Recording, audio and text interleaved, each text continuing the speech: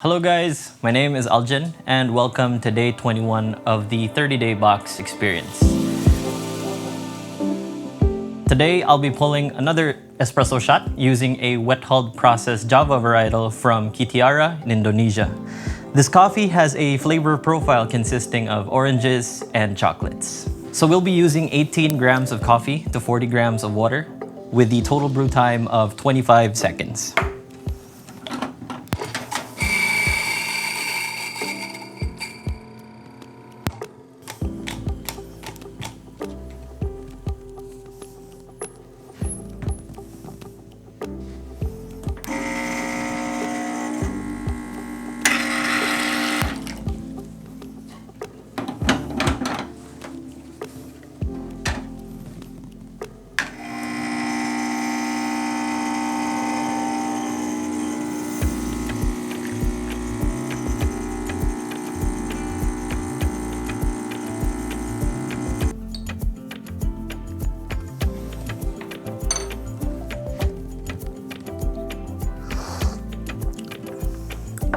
Always remember that the best coffee is the coffee that suits you. Feel free to share your brewing method and experience with us. Cheers, and don't stop brewing.